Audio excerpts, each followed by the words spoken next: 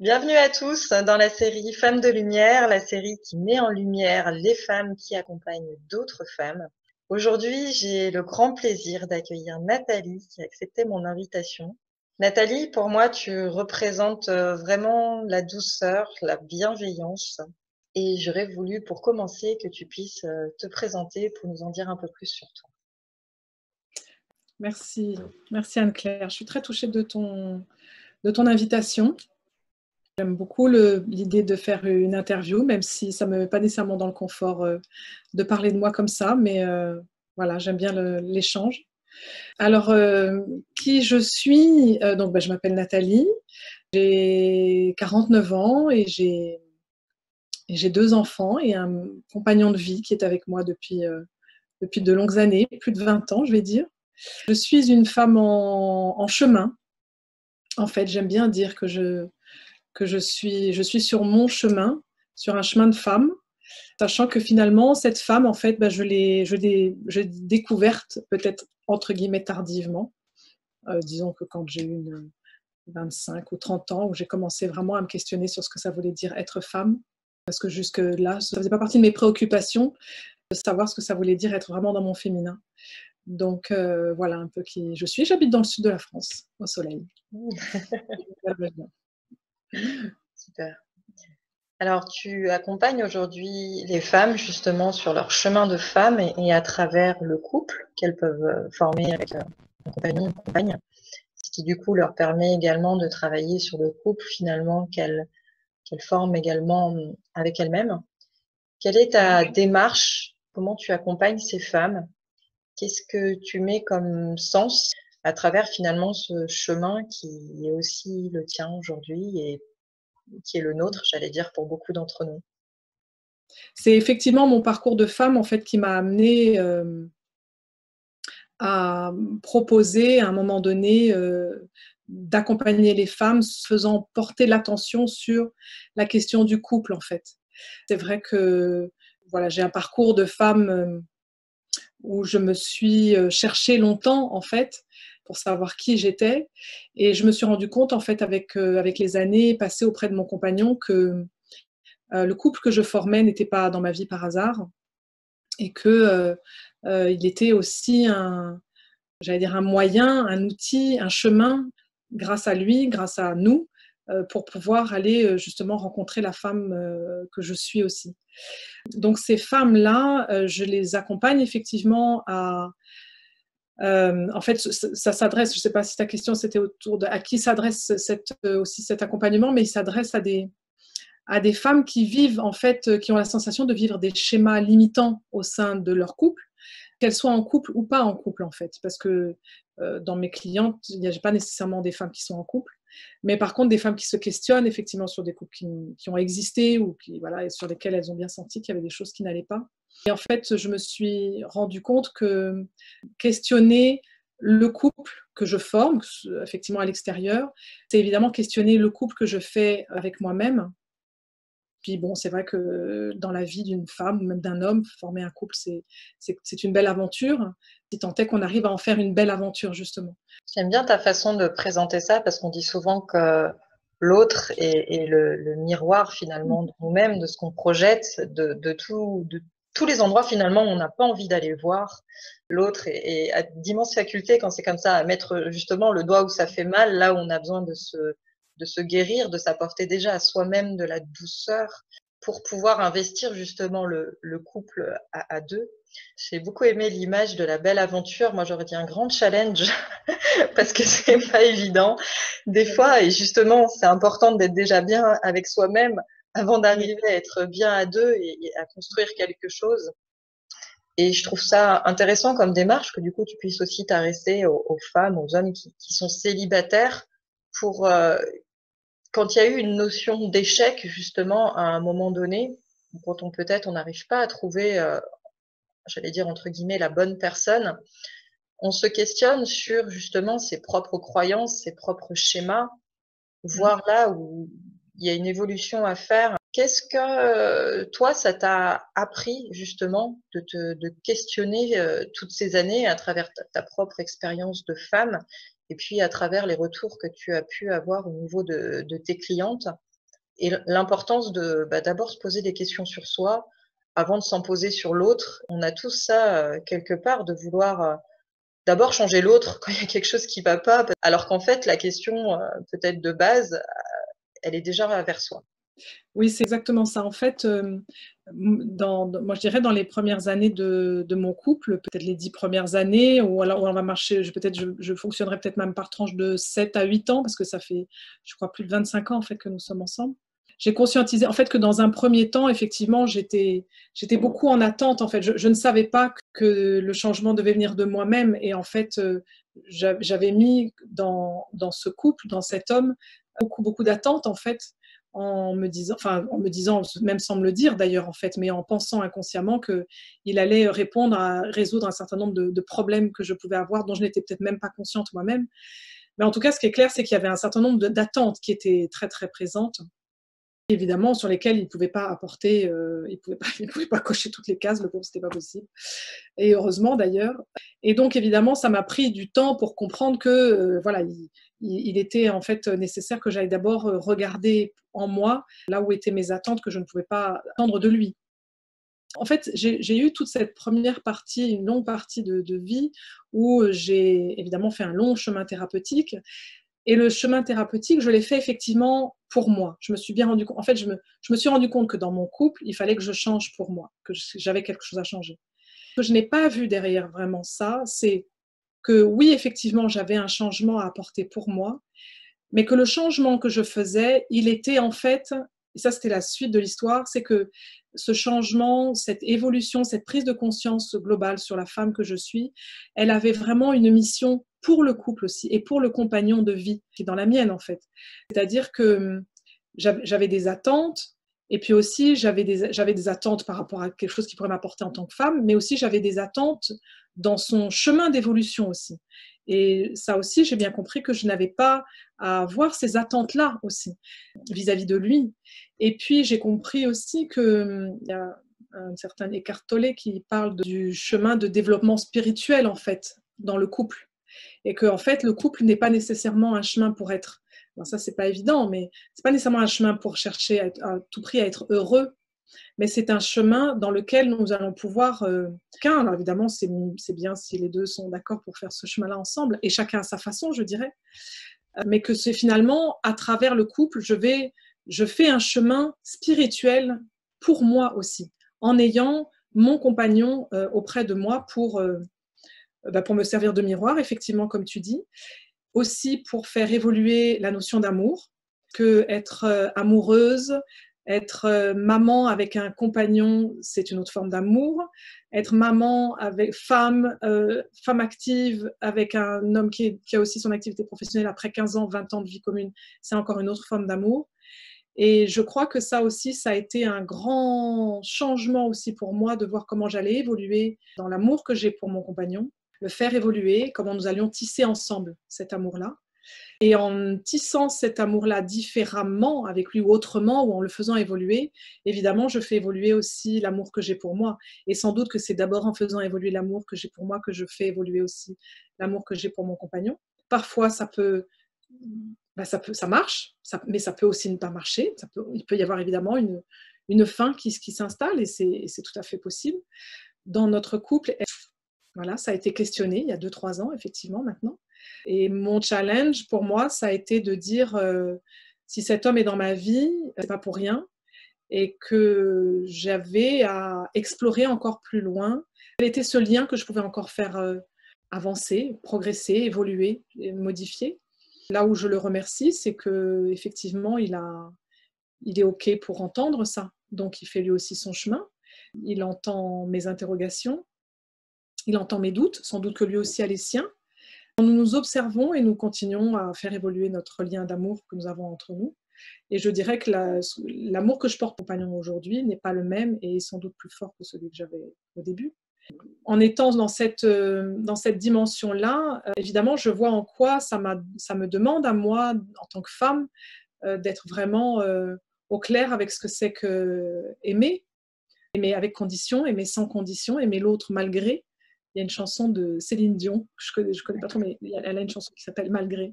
Et j'aime beaucoup parce qu'effectivement, c'est ça, c'est aimer malgré ou aimer avec. Souvent, en fait, avec les femmes que j'accompagne, je suis d'abord sur la relation de l'amour à soi, avant finalement d'aborder vraiment la question de la relation d'amour à son compagnon, parce que il est vrai que la vie étant ce qu'elle est, hein, avec ses vicissitudes, etc., facilement, évidemment, et moi je me suis posé aussi la question, est-ce que je poursuis, est-ce que voilà, il n'y a pas mieux à côté, mieux ailleurs, mieux différemment, etc., bien évidemment.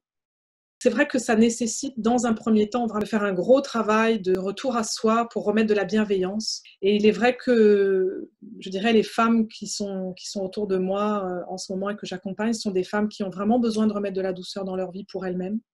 Je pense que c'est un petit clin d'œil à la femme que j'ai été, c'est-à-dire j'ai été une femme très contrôlante. Je viens du monde de l'entreprise et j'étais juriste. Alors, je peux vous dire que juriste, ça file droit.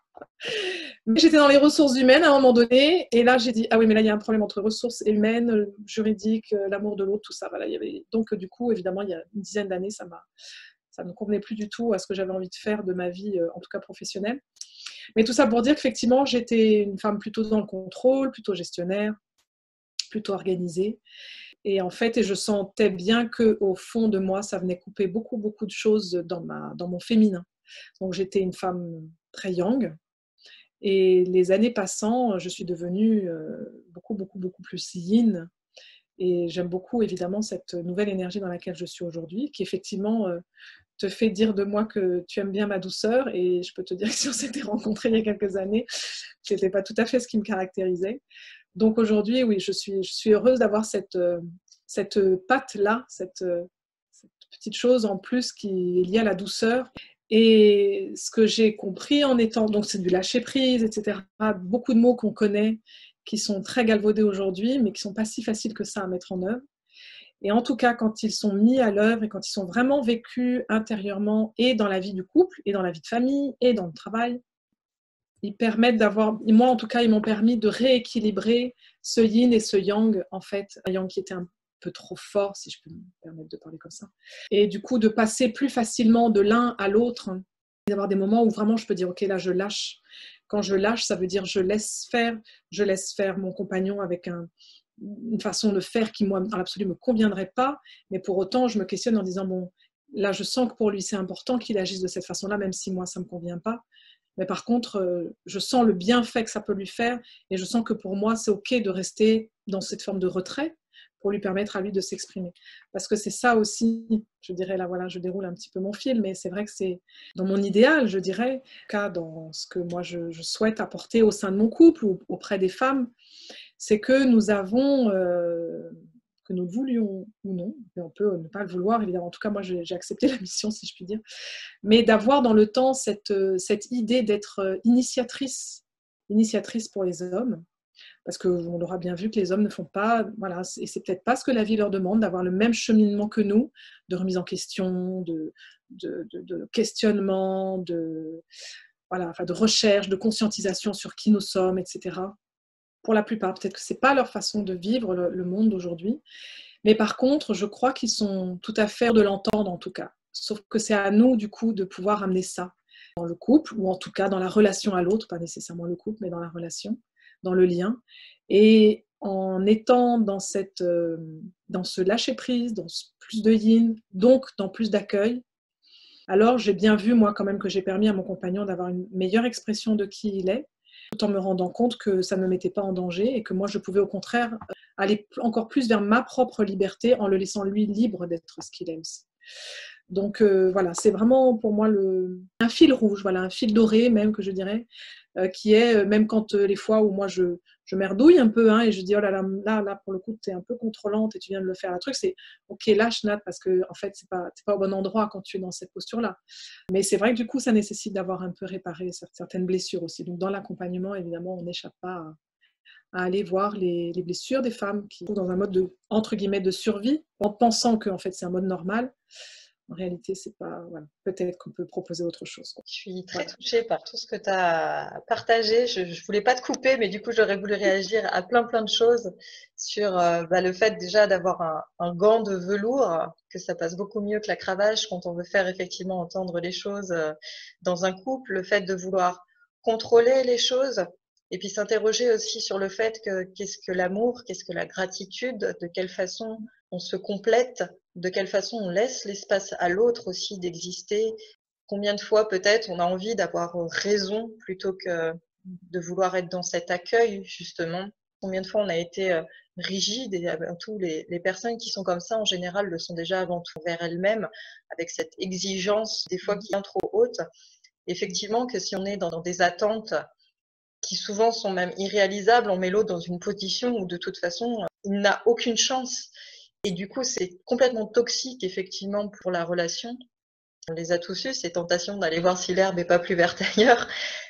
Et c'est intéressant de voir aussi qu'on choisit des personnes jamais par hasard et que même les relations qui ne sont pas équilibrées viennent toucher chez nous à un moment donné une faille, une blessure que finalement, même si on peut être très en colère et même si la relation a pu être blessante, voire même destructrice, elle nous a permis à un moment donné ou à un autre d'aller voir chez nous quelque chose qu'on n'aurait pas pu voir autrement. Et je trouve ça super que tu sois dans cet accompagnement, cette démarche-là, de permettre une zone de sécurité, une zone d'accueil où on n'a pas besoin d'être sur la défensive, où on ne se sent pas en danger, où on n'a pas besoin d'être sur le qui-vive. Parce qu'on peut parfois justement avoir cette tendance dans le couple de se sentir attaqué, parfois dans notre vulnérabilité. Et là où on n'a pas envie de venir nous chercher, au contraire, on a mis 12 000 fils de fer barbelés devant pour dire surtout ne viens pas me chercher de trop près parce que là, je me sens en danger. Dans cette notion de yin et de yang, effectivement, on a tous j'allais dire, des proportions un peu différentes.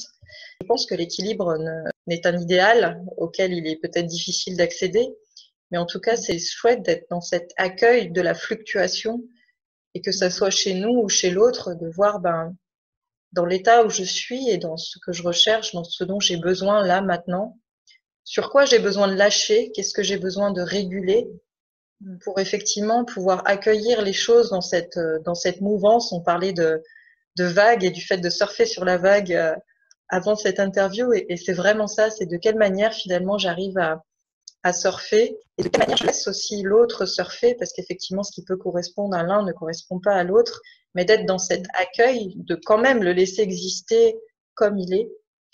Et la question que je voulais te poser, c'est dans cette démarche-là, quand justement les femmes qui sont en couple arrivent à faire ce cheminement personnel, de quelle manière ça permet à l'autre de pouvoir également cheminer sur lui, peut-être même des fois sans en avoir l'air, mais simplement parce que ça ouvre quelque chose, ça ouvre un espace, une liberté que ça lui donne d'être lui aussi pleinement lui-même. Je ne sais pas si ça va donner l'envie aux compagnons, mais je dirais que ce n'est pas nécessairement l'objectif recherché. C'est-à-dire qu'en fait, ce qui me vient, moi, c'est le mot harmonie, en fait. C'est comment est-ce que moi, dans ma posture de femme, je vais pouvoir, en tout cas dans mon intention, moi c'est vrai que c'est mon intention dans mon couple, qu'est-ce que je vais pouvoir avoir comme comportement, comme mot, comme attitude. En fait, la question du coup, c'est quelle harmonie je vais chercher? Ok.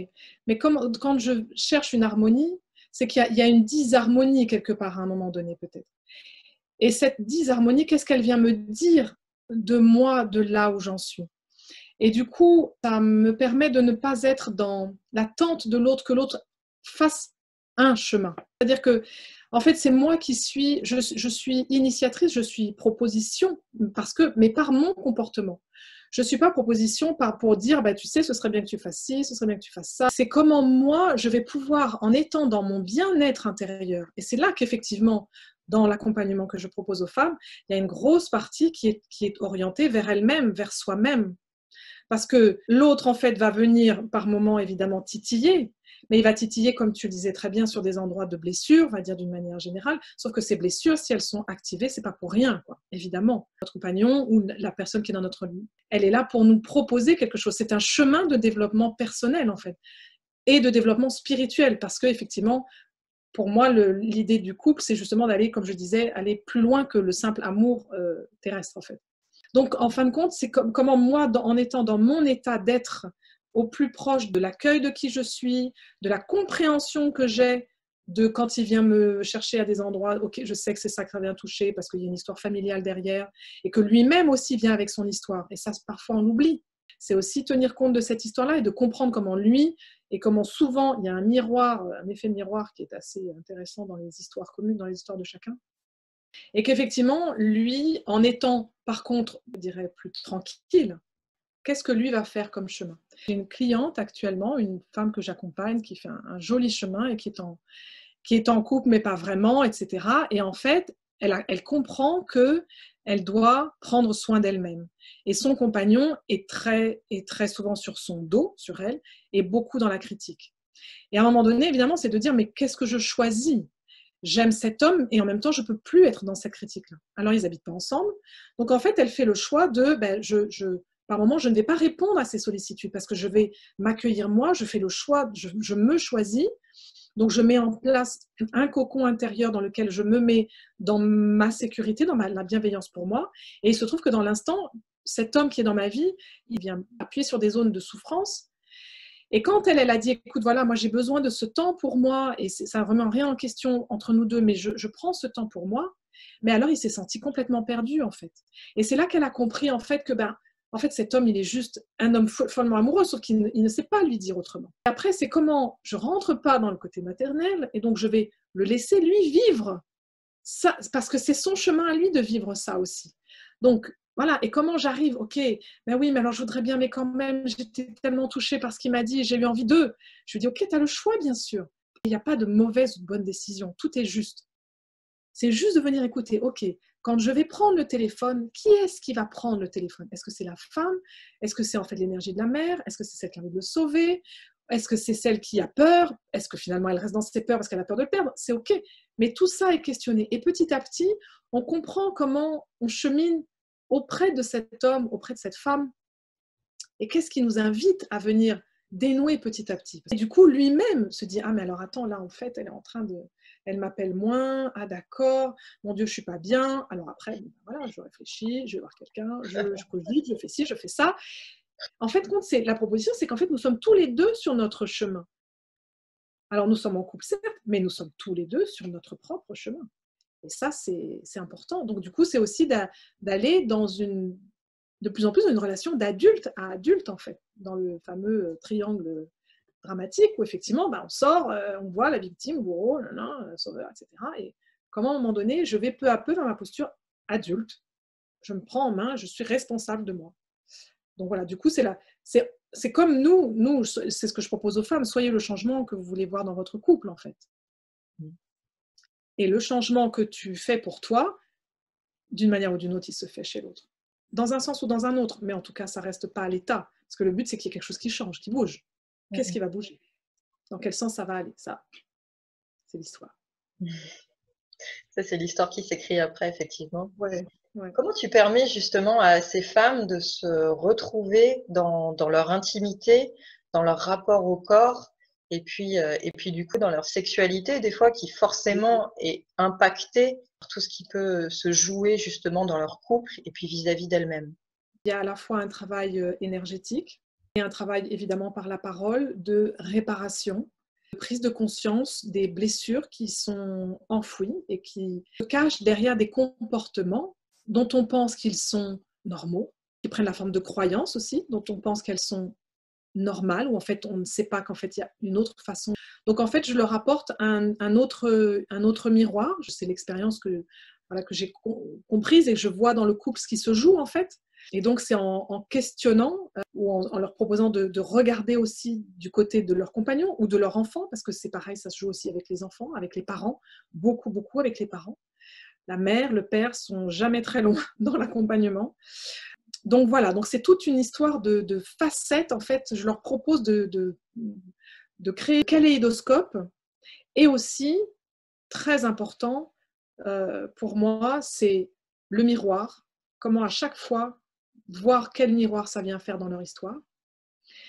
Et également leur faire prendre conscience de ce qui se joue dans le plus grand, au plus grand qu'elle, en fait. C'est-à-dire qu'en fait, au final, on n'est pas dans une histoire juste personnelle, mais on est dans une histoire qui peut être déjà transgénérationnelle, bien évidemment, donc aussi comment je peux réparer pour mes enfants à venir. Et puis aussi comment c'est un parcours qui me dépasse, en fait. C'est l'âme qui vient parler au-delà de moi. Donc, il y a vraiment différents niveaux. Il y a toute la notion du féminin sacré, masculin sacré, évidemment, tout ça qui est jamais bien loin.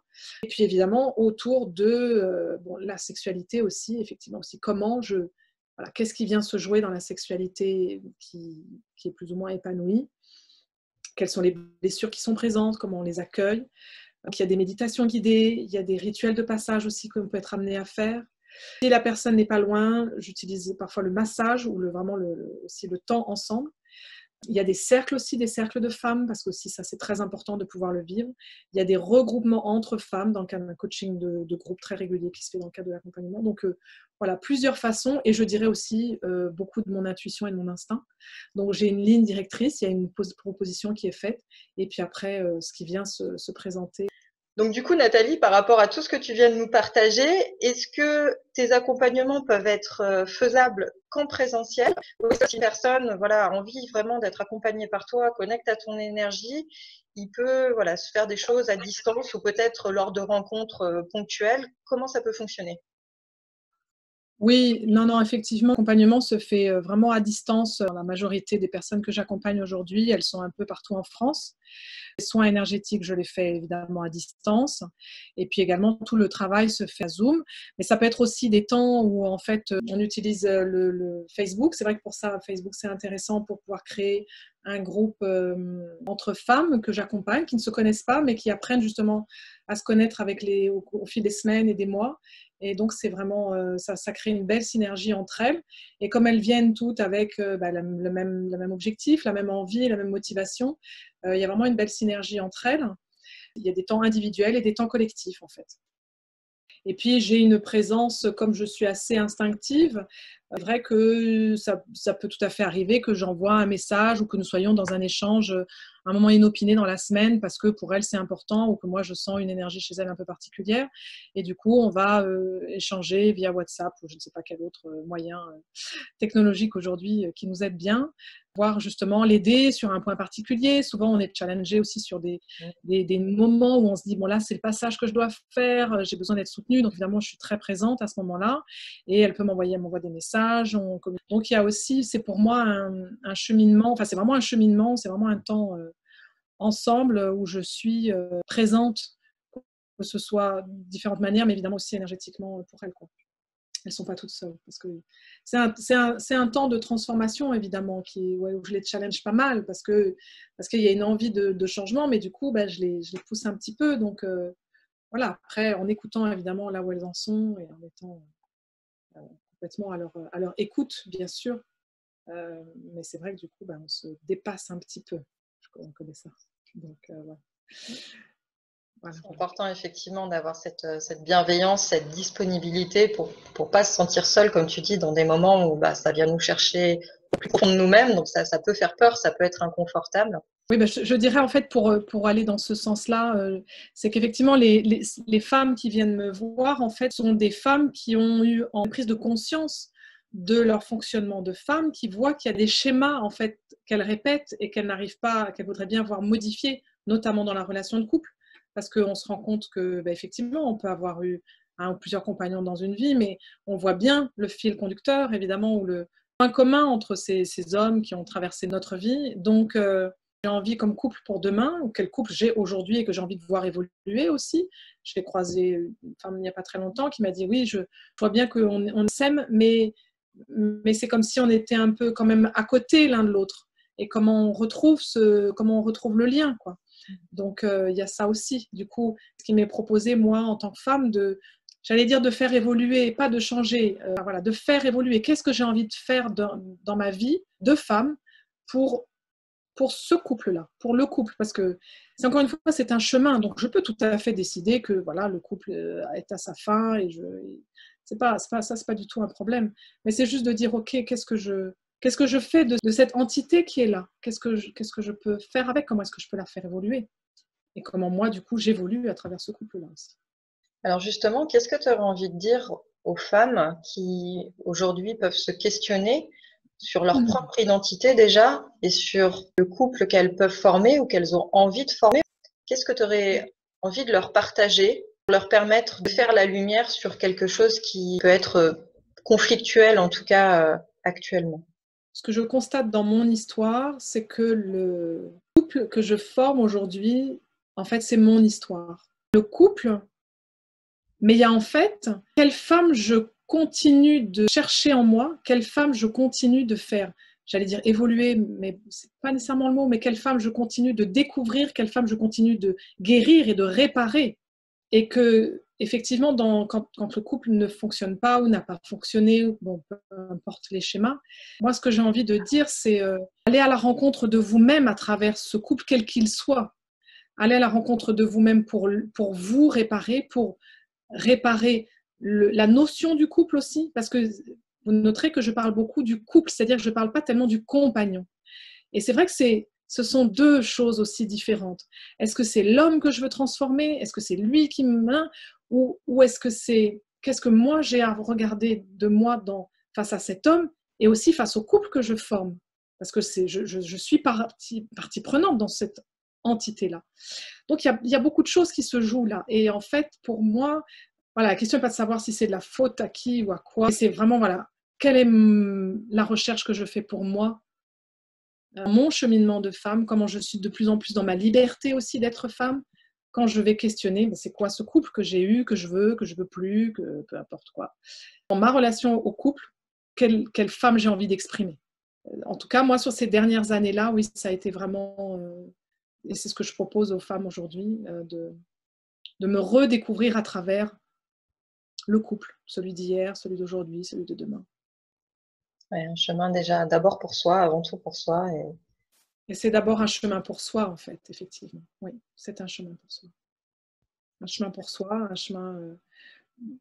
Et puis dans son féminin, encore une fois, c'est vrai que c'est en allant, parce que je ne l'ai pas trop évoqué là, mais il y a aussi une part du coup de paix à faire avec sa part masculine à l'intérieur. Le couple à l'extérieur, c'est le couple intérieur, je l'ai dit un petit peu au début, mais c'est vraiment ça aussi. Donc plus j'apaise et plus je répare ces deux parties-là en moi, plus je trouve ma liberté et moins je suis dans l'attente de l'autre. Et donc du coup, plus je suis dans la liberté dans mon couple également, parce que j'attends moins, je nourris mieux moi, en fait. Ça aussi. Ouais, la réconciliation de toutes les parts de soi, pour ne Oui. pas être dans cette quête impossible finalement où l'autre, encore une fois, n'a aucune chance de combler quoi que ce soit. C'est vrai que voilà, seul, c'est pas facile, alors je propose de donner quelques jalons comme ça, quelques petits cailloux pour vivre sur ce chemin-là. Oui, puis encore une fois, c'est important, effectivement, comme tu le dis, quand on voit qu'il y a des choses qui ne fonctionnent pas, quand on tourne un petit peu en rond, quand on a des schémas comme ça qui se répètent, de ne pas hésiter à demander de l'aide, parce que quand on a la tête dedans, on est tous pareils, il y a des choses qu'on ne voit pas, et puis on peut rentrer dans une espèce de colère, comme tu le disais justement, à chercher un coupable, alors qu'il y a un grand, grand travail de compréhension, d'accueil et de transformation. Une quête à faire, finalement, c'est peut-être de la femme en soi et de quelle histoire j'ai envie d'écrire pour soi déjà, avant de vouloir écrire quelque chose à deux. Comment on fait si on a envie de te retrouver, si on a envie de partager avec soi, de faire un peu le point sur son histoire, sur ses besoins? On propose en fait justement des entretiens, j'allais dire gratuits, mais vraiment offerts, enfin avec grand plaisir, durée d'1 heure pour justement faire le point, le bilan sur la problématique du moment. Donc ça, c'est un lien Calendly en fait, il suffit on prend rendez-vous sur un lien. Pour le moment, mon site internet est en pleine réflexion, mais c'est en cours, voilà, ça se met en route. Et sur Facebook, j'ai créé un groupe privé, ça s'appelle Être Essence de Femme. existe depuis un peu moins d'1 an maintenant. J'aime beaucoup, c'est un peu mon bébé. D'ailleurs, il a à peu près 9 mois, donc aujourd'hui, voilà, c'est son anniversaire des 9 mois. Et voilà, et donc c'est un espace où justement il y a vraiment un espace de cocon. Moi, je fais régulièrement des vidéos, j'anime des cercles également, donc qui peuvent être en live sur Facebook. Il y a des possibilités voilà, de se rencontrer et d'échanger entre femmes. C'est un premier endroit pour me retrouver facilement en tout cas. Et j'accueille avec grand plaisir les femmes qui veulent nous rejoindre, bien sûr. Mais écoute, je te remercie vraiment. Je suis très émue par tout ce que tu as partagé. Je te remercie pour ta générosité, pour ton authenticité, pour la vulnérabilité que tu peux exposer comme ça, parce qu'effectivement, au-delà d'être thérapeute, coach ou quoi que ce soit, on est des femmes qui avons elles-mêmes leur propre chemin, qui n'est pas toujours facile, qui a ses hauts et ses bas aussi. Et c'est important, voilà, en tant que femme, de pouvoir se retrouver aussi, de pouvoir être dans cette confiance, cette sécurité que l'on peut apporter. Et je suis en tout cas intimement convaincue que rien de mieux qu'une femme pour en accompagner une autre. Donc je te remercie vraiment. J'ai beaucoup de gratitude sur le fait que tu aies accepté et que tu te sois livrée comme ça. Et écoute, j'espère te retrouver dans de prochaines aventures avec grand plaisir. Merci beaucoup, Nathalie. Merci infiniment, Anne-Claire, pour ton accueil. Merci beaucoup. Je suis très touchée également. Ça me met en joie. Je suis très heureuse. Merci. Belle journée à tous et à bientôt.